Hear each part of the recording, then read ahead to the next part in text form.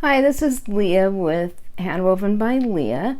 I'm back to do pattern reading for the beginner quilter, video part 2. Alright, so we're going to start continuing off from the video 1 that we did, cutting your backing. So this picture shows you that you have, say, 3 yards of fabric. So this length is 3 yards of fabric. This is a raw edge down here. This is a raw edge up here. The fabric's folded here, so this is a fold. And then this is your selvage. And what we're going to do is go through the steps of what you'll do, and then that's when you'll see what this fold in half is talking about. But once we've folded that in half, then what happens is you have a fold here, which is this fold here. Now we have a fold at the top instead of a raw edge down here, and selvage. So let's go through this step. So for an example, 3 yards of fabric. You're going to leave the fabric folded as it came, fold it in half, top to bottom, raw edge to raw edge. So this top comes down to here. That's where you fold it in half. So that's how, at this line now, once you bring this down, that's a fold line. So fold and fold now. So this is the picture that we have now. Trim off the selvage. So you're going to have a piece of selvage that you want to trim this off right here. So you're going to have several layers of fabric that you're going through. And then you're going to trim off the top edge. So you just want very small, you don't want to come down here and cut. You want to cut just what you need to trim that top fold off. Once you trim that top fold off, then you're going to open it up, and you have 2 pieces of fabric, 43 inches by 54 inches. And let me just back up a minute. If you took this 3 yards of fabric as it came and you opened it up, it's not going to be big enough one way or the other to cover your quilt. So that's why we have to cut it in half and sew it together. So once you've taken it apart, opened it up, you're going to take what was the selvage edges and put them together. So when you cut this off, just pay attention when you open it up, which is your selvage edge. You're going to put that together, right sides together, and sew all the way along that edge. When you then open that up, now you have a piece of fabric that's 86 inches by 54 inches, which is going to be plenty big for this particular quilt. You want to iron your seam, and then you're ready to back the quilt.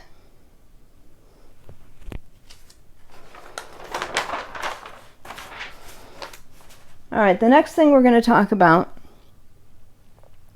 are your blocks. So what I do is I make a table of blocks, show you what the blocks look like, and then tell you how many of each block you need. So this half square triangle blue and white block, you need to make 68 of them. That's why I showed you on the cutting instructions how to cut 4 at a time or 8 at a time. And if I need 68 of them, I'm going to be cutting 8 at a time of those. Then it tells you how to put your block together. So for a half square triangle, you have 2 squares. These are the same size. So this is for 4 at a time. You have 2 squares the same size, one white, one red. This is basically showing that you want to put the white one on top of the red one, line it all up so it's even. So you don't want it to lay like that. There's no way to show you that they're on top of each other, because it would just be white. So that's why it's separated like that. But you want to put them together and line all the edges up. And then you're going to take a fabric marker and you're going to go draw a line diagonally from there to there and there to there. And then what you're going to do is take your ruler and measure 1/4 of an inch away from this line that you drew and draw another line, which is that dotted line. And then you're going to come 1/4 of an inch this way and draw another line, and then do the same thing going this direction. And then what you're going to do is you're going to, I missed out one of the pictures, but you're going to end up sewing on these dotted lines. So you take this block to your machine, these squares that are put together, and you're going to sew on these dotted lines. Not your solid line there in the middle, but these dotted ones. And then you're going to cut on those initial lines that you made. And then you have 1, 2, 3, 4. When you cut it, you end up with 4 squares that are half square triangles that when you open it up, it looks like that. So you open it up and press it, and it looks like that. And you have 4 of them. Now if you want to do 8 at a time, the process is still the same, but what's different is you have more cuts. So instead of just cutting this way and this way, we're going to cut that way and that way, but we're also going to cut down this way and across this way. So then you have 1, 2, 3, 4, 5, 6, 7, 8 half square triangles. Open them up, press the seam to the dark side, and you have 8 done. So that's much quicker than doing 1 at a time or 2 at a time. Now what I also do is, as well as these diagrams, I have written instructions that go with them as well. Making the quilt. So I usually have you use the diagram that's on the front of the quilt pattern. I usually make it big enough that that is fine to use.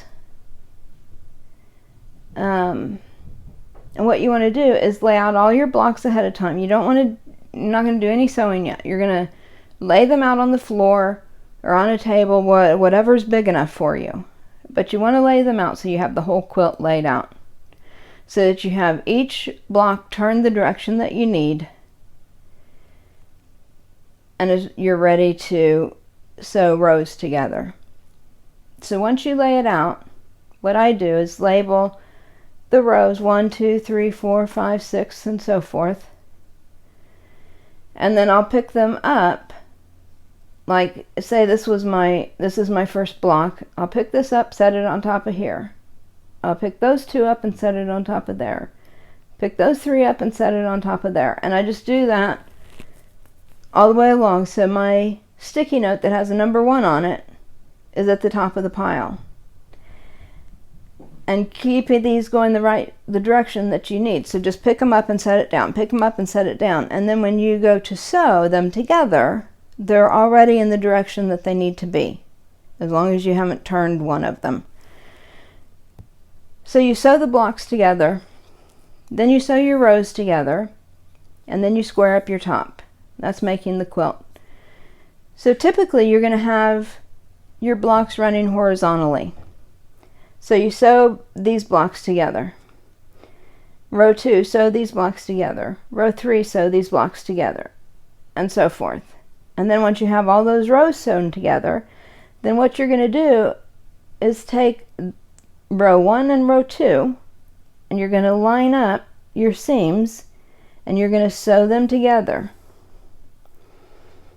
and then press it. And then you're going to take this that you have sewn together now, and you're going to add row 3 and sew it on and press it open. Now the other thing that you might come across is an on-point diagram. So instead of sewing together in rows like this, we're sewing on the diagonal. And that's just so the pattern looks the way that the pattern needs to look. So this is basically one square here, and then you have this half triangle here, or not half triangle, you have a triangle here, a triangle here, and a triangle here. So that's your first row. And then you have your next row that you're going to sew these 3 blocks together, and you have a triangle here and a triangle there. And you keep sewing the rows like that. And then what you're going to do is, once you have all your rows sewn together, then you're going to start and sew these together. So this is going to come down to here. This is going to sew together here. And it looks like this isn't going to line up, that this is too big, but it's not. It'll work. Just match your seams here and here, and everything will line up. And then you sew this to here, and then sew this to here. And that's an on-point quilt. After that, you're going to make your quilt sandwich, which is putting the back of the fabric, batting, and top together. The back goes right side down, so the wrong side's facing up. You put your batting on the back, and then you take your top, right side facing up, and put that on top of the batting. And then you put a bunch of pins in it so that it can't shift on you, and then you'll do your quilting however you want it quilted. And after you've quilted it, then we do the binding. So there's 2 ways to do the binding. Well, it's probably more than 2 ways, but what I'm going to talk about is the normal way, which is just 1 color, or a flange binding, which is using 2 colors. So in my patterns, if I think a flange binding is going to look good on the quilt, I try to remember and add instructions on how to do that. So normal binding, you have 1 color and you put it on around the quilt. This flange binding, which is also called magic binding, it looks like a picture frame. So you see where you have this red line here and then this blue? That's what the magic binding looks like. So you end up sewing strips together. You have blue and you have red. You sew them together and then you fold them over, and so you have a little bit of red peeking out, and then you have a bigger area of blue that you're going to sew onto the quilt, and it actually looks really, really nice. So anyway, that is it for reading your patterns. And my next video that will be coming up is how to cut. I'll actually take you to my cutting room and show you how to cut fabric. Thank you for watching. I hope you enjoyed this. I hope it was helpful. And again, I'm with Handwoven by Leah, and I'll see you soon.